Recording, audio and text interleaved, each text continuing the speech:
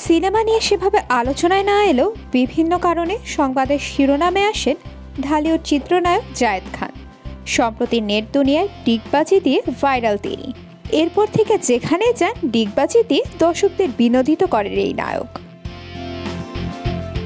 তবে জায়েদ খানের ভক্তদের জন্য দুঃসংবাদ, এবার ডিগবাজি দিতে গিয়ে কোমরে আঘাত পেয়েছেন এই নায়ক। বর্তমানে তিনি মরুর দেশ দুবাইয়ে অবস্থান করছেন।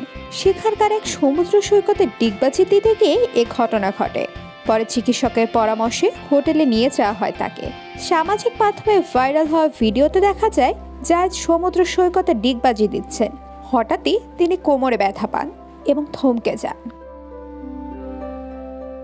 পরবর্তীতে জায়েদ খান জানান এ কারণেই তার বোন তাকে ডিগবাজি দিতে না করেছেন, কেননা এ কাজ করতে গিয়ে তার দুরবস্থা। তবে ভক্তদের উদ্দেশ্যে তিনি নিরাশ না হওয়ার পরামর্শ দেন, কেননা তিনি আবারও ডিগবাজি দিবেন। এদিকে ঈদ উল ফিতরে জায়েদ খান অভিনীত সোনার চর সিনেমা মুক্তি পেয়েছিল।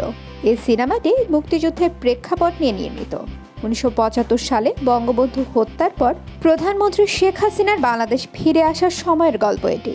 সিনেমাটিতে মুক্তিযোদ্ধার চরিত্রে অভিনয় করেছেন তিনি, কিন্তু সেভাবে সিনেমাটি দর্শকরা দেখেননি। বর্তমানে বিদেশের মঞ্চে নেচে গিয়ে অনেকটা ব্যস্ত সময় পার করছেন এই অভিনেতা।